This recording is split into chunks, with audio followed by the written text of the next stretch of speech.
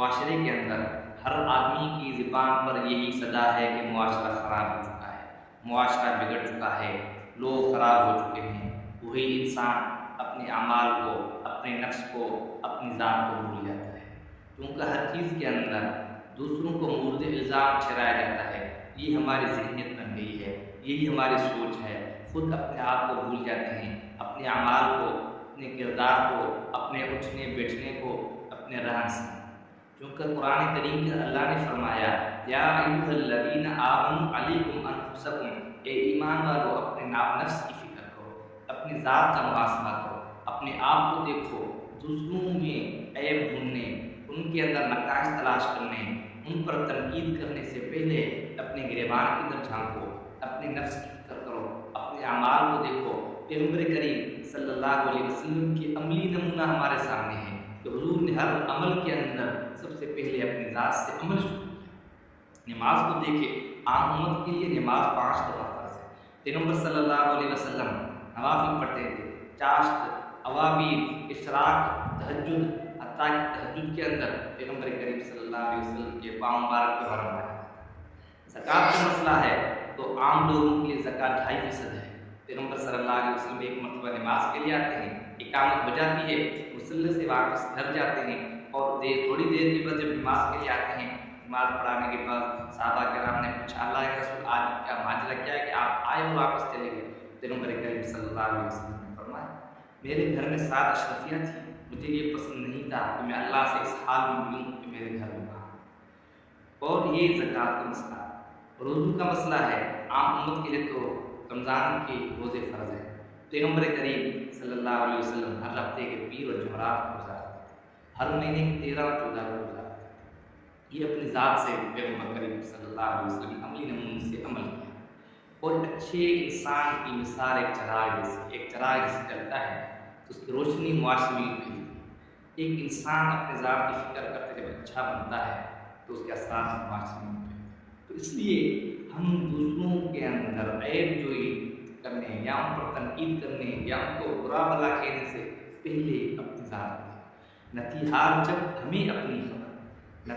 جب ہمیں اپنی خبر دیکھتے رہے لوگوں کا عیب و ہنر، پڑی اپنی برائیوں پہ جو نظر، دنیا میں ہم سے کوئی برا نہ رہا۔ حضور کریم صلی اللہ علیہ وسلم کے پاس غزوہ خیبر سے کچھ غلام اور کچھ کنیزیں آئے۔ اس وقت حضور کریم صلی اللہ علیہ وسلم کی لاڈلی بیٹی اماں فاطمہ رضی اللہ تعالی عنہا تو حضور کریم صلی اللہ علیہ وسلم کے گھر جاتی ہیں کہ حضور صلی اللہ علیہ وسلم سے کچھ غلام یا کنیز خریدے جو گھر کے کام کاج کے اندر مدد کرے۔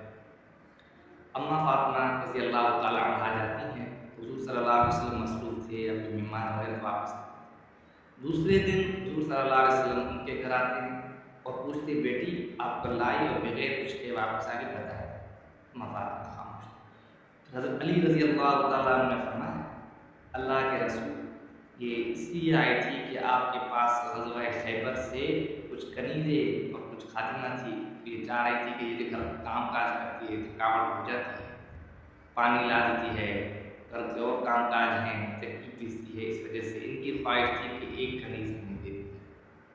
حضور کریم صلی اللہ علیہ وسلم نے کیا کہا کہ ان غلاموں، ان کنیزوں کے زیادہ حقدار یتیم لوگ ہیں، بے بس لوگ ہیں، غریب مفلس لوگ ہیں۔ فاطمہ میں تمہیں ایک ایسا عمل بتاتا ہوں، تم رات کو سوتے وقت وہ عمل کیا کرو، اللہ تبارک و تعالیٰ اس کے بدلے میں تمہاری تھکاوٹ، تمہاری پریشانی ختم کر دے گا۔ رات کو سویا کرو، 33 مرتبہ سبحان اللہ، 33 مرتبہ الحمدللہ، 33 مرتبہ اللہ اکبر، بعض روایت میں 34 مرتبہ اللہ اکبر کی سویا کرو، اس سے اللہ تعالیٰ تمہاری تھکاوٹ ختم کر دے۔ اس لیے ان تسبیحات کو تسبیحات فاطمی کہا جاتا ہے کہ حضور نے اپنے گھر کو دیکھا کہ ان مال کو، جو مال ان کو ملا تھا جن کے اندر، ان سے بھی اپنے گھر کو مال رکھا۔ ہم نے دین سمجھا ہے صرف نماز، روزہ، زکوٰۃ۔ دین عقائد کا نام ہے، اعمال کا نام ہے، معاشرت کا نام ہے، یہ دین کے پورے ڈھانچہ ہے۔ ہم نے دین کو محدود رکھا ہے مسجد تک، نماز پڑھنا، اس کے بعد اپنے معاملات کیسے ہیں، اپنے معاشرت کیسے ہیں، دوسروں کے ساتھ آپ کے لین دین، تجارت کیسے ہے، آپ کے اخلاق کیسے ہیں، معاشرت اندر آپ کا طور طریقہ کیا ہے، یہ سب دین سکھاتا ہے۔ اور یہ ہم بھول گئے ہیں، ہم صرف دین کو محدود کرتے ہیں مسجد تک، نماز تک، روزے، زکوٰۃ، اس کے علاوہ باقی جو لین دین ہے، تجارت ہے، اخلاق ہیں، کردار ہے، اڑوس پڑوس کے حقوق ہیں، یہ سب ہم بھول جاتے ہیں۔ تو اس لیے ہمیں ان سب چیزوں کو دیکھنا چاہیے اور سب سے پہلے اپنی ذات کی فکر، اپنے نفس کا محاسبہ کرنا چاہیے